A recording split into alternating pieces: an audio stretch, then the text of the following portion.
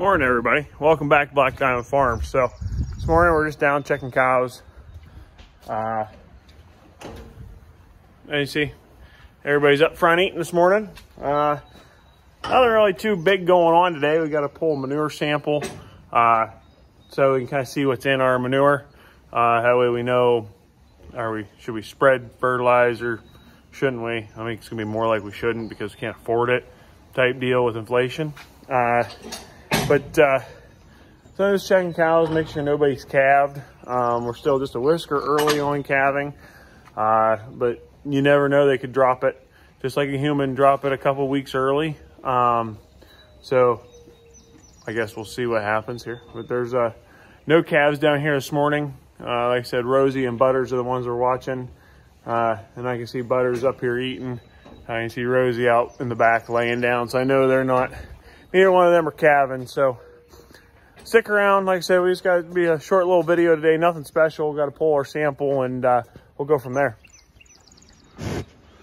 Good morning. Good morning to you. Good morning. Good morning, buds. Good morning. Good morning, everybody. Morning, Pongo.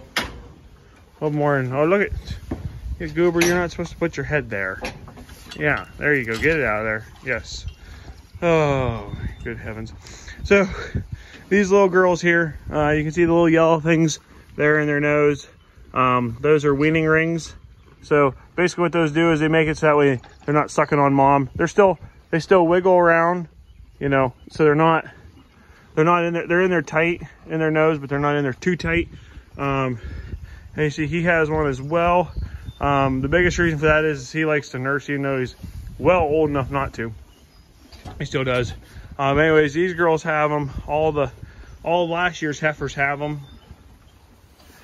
The biggest reason they have them is, you know, we needed to dry up mom before she has her next calf.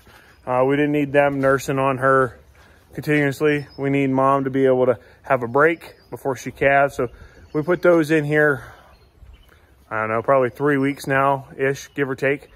So that way moms can kind of get a break, give them time to get ready for that new calf to come in. We probably should have done it 2 months ago, probably, but we didn't. The way the weather was, so on and so forth, we just wasn't exactly right there on our mind to put them in, but they're in now, so they're stuck dealing with it. As I said, you can see Miss Rosie back there kind of waking up.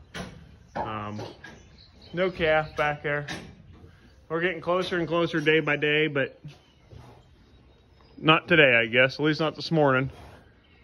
Who knows by tonight? Who knows what we might have? This is the manure analysis test kit. So what they want you to do is they have a jar in here, a plastic jar. They want you to fill it up. Leave about 1/2 inch of airspace at the top of it, and then label it. There's a form to fill out inside. Put it in there so that way they know what they're testing for, you know, what all you want done, what analysis you want back on it. Kind of like you do, anybody's ever pulled any soil samples. It can be like the same idea. It's kind of the same kind of form. So we'll fill this out and then we'll get it boxed back up. Send it right back to Penn State here this week.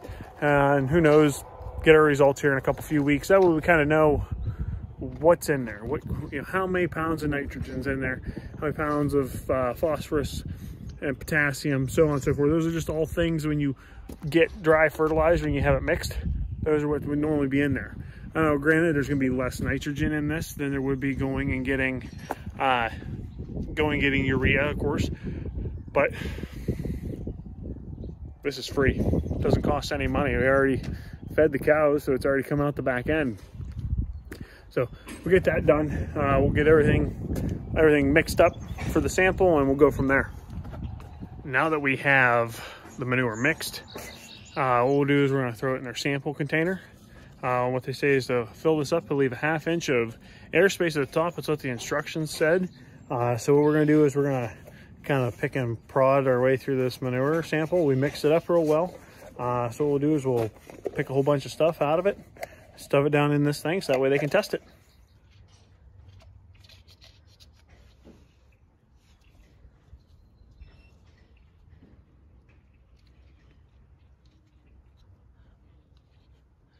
in their thing, they say they like to know what, you know, make sure you get bedding in your sample as well. So of course there is a little bit of straw in this, not very much, but we are going to make sure there is some scent with it. That way they, you know, our bedding is all mixed in real nice and wet whenever because we use the dust powder, so it gets really really dry. So make sure we just get enough in there for them. I know I pulled out too much to sample, but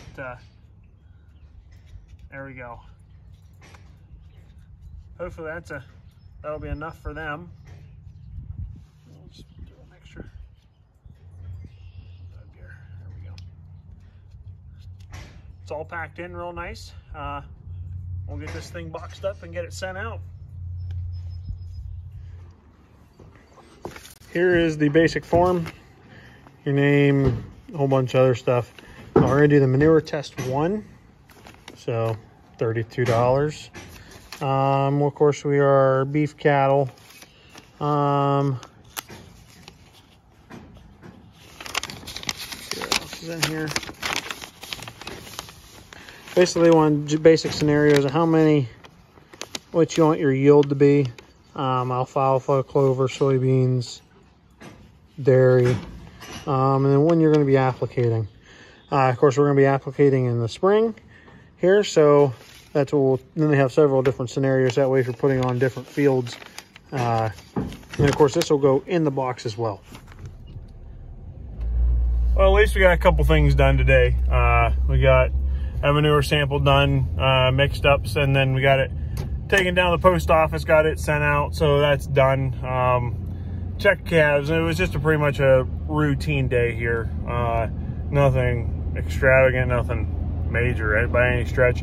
So that's a lot of times what it is normally. Just normal run-of-the-mill stuff. You know, coming up here, we got to get some manure spread once we get our analysis back. We'll probably actually start spreading ahead of time, and then we'll go from there. But that's the plan. Once we get that analysis back, then we'll know how many pounds of nitrogen and how many pounds of phosphorus and so on and so forth is in our manure. And then we'll know, you know, if we put on 2 tons to the acre, you know, we'll know, okay, there's that much fertilizer in it. It'll also be nice to know for the gardens and for all the manure we provide for other people's gardens as well. You know, hey, this is what's in it. It'd be kind of neat. So, hey, thanks for watching. I hope to see you in the next video. Have a good one, everybody.